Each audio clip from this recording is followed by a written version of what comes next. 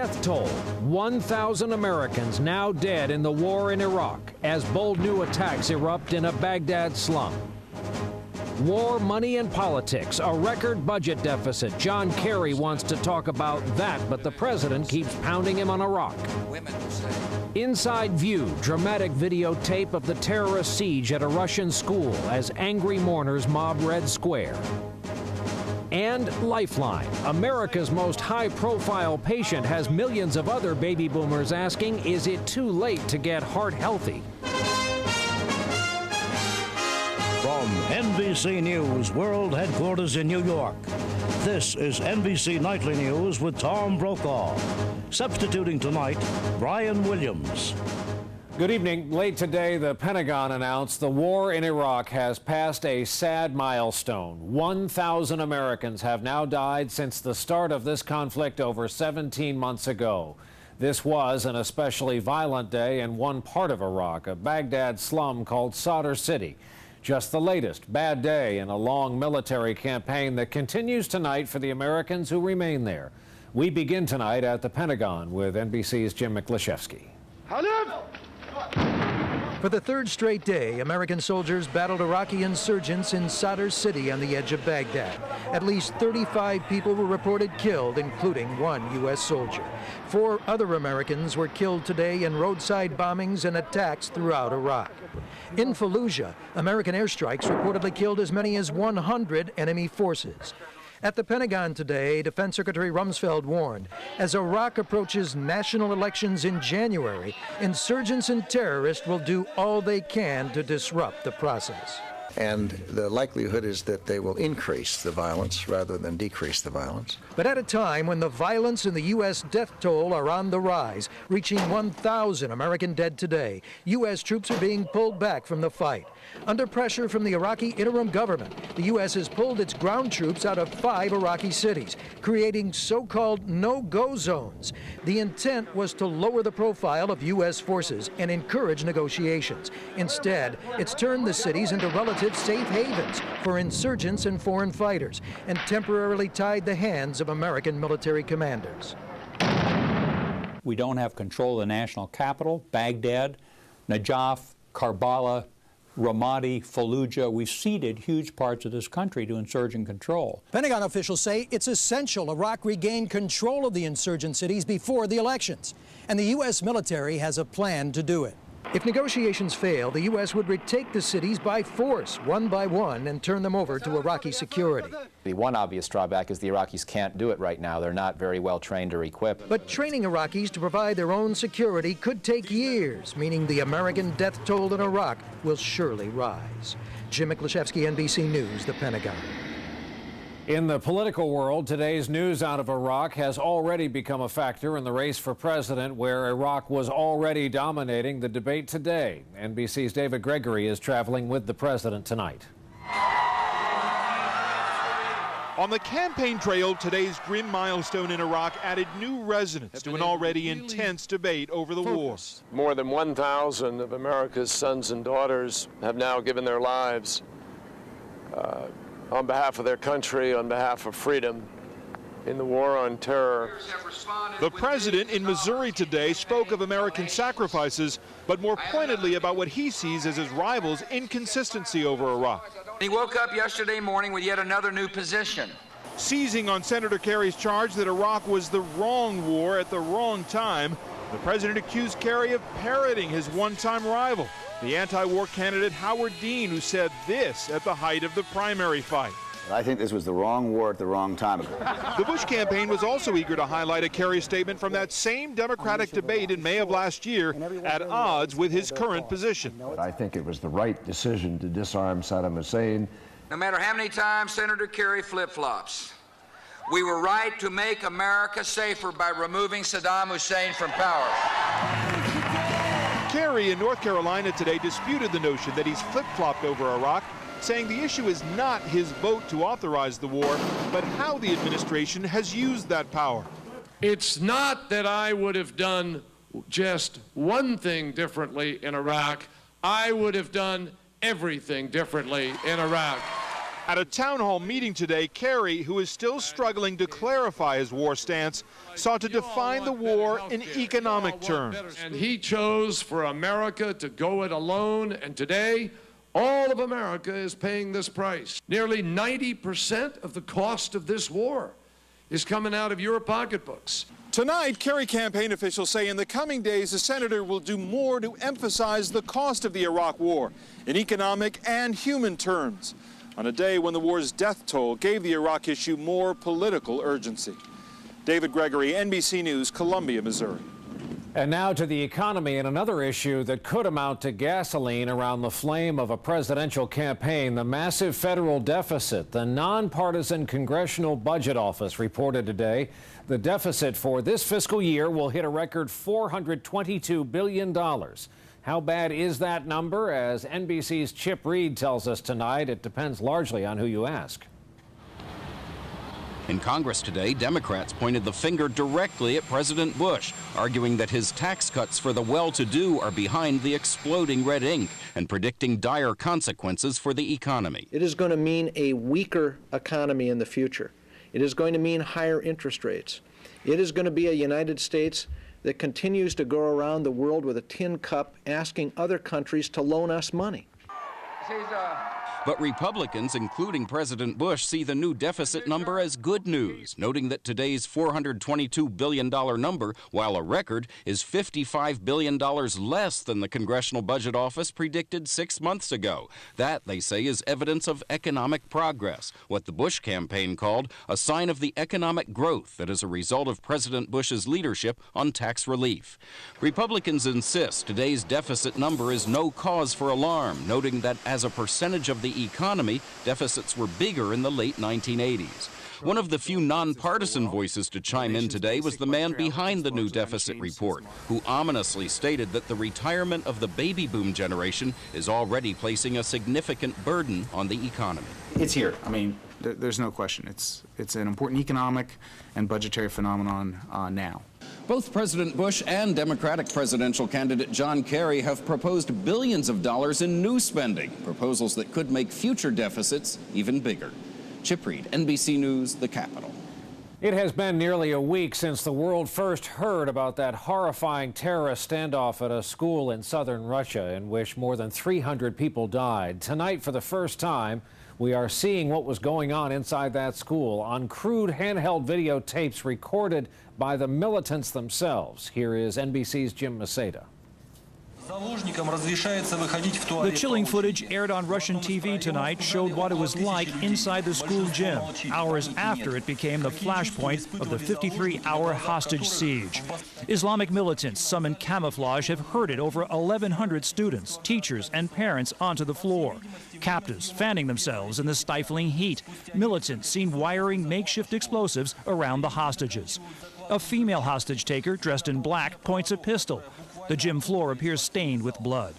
In another scene, a masked militant seems to be testing a detonator with his foot under a basketball hoop, while a small child, frightened, holds his hands behind his head.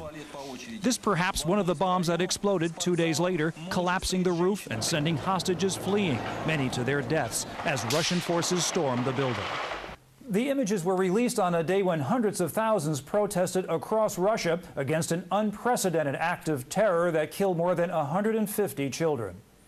In Moscow, the largest protest, tens of thousands called on President Vladimir Putin to get tougher on terrorists, some drawing the battle lines.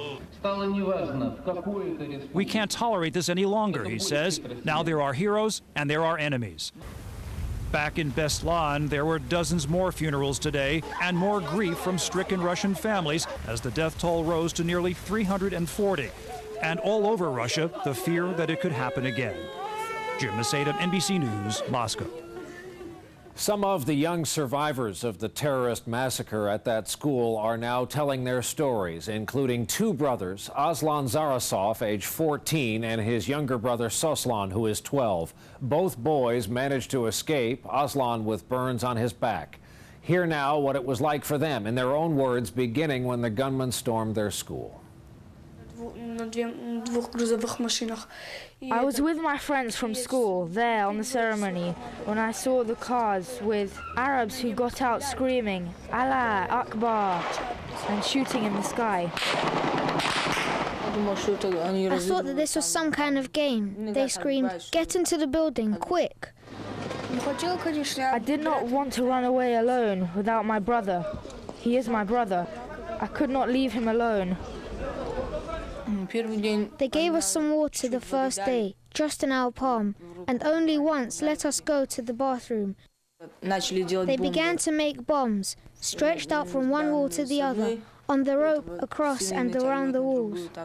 I'm very angry at the terrorists because they jeered us, did not give us water. Drink your urine, they said. They killed people in front of us. It was scary, really. They took men out to the corridor and shot them there, killed them, and suddenly a big explosion happened. I was blown back, and then again I managed somehow to get on the window and jumped out. I hurt myself. After this explosion, the windows were broken. I jumped and got out. I thought they would shoot at me. I ran. I saw one who wanted to shoot at me. I hid behind the car. He thought he had killed me and looked over the other side to shoot others. 4 or 5 of my classmates died. I am so sorry about it. My teacher was dead too. I am lucky. I could have died too. September 3rd was my birthday. I feel like I was born again. 2 young brothers who had been hostages were then lucky enough to escape, telling their story tonight in their own words.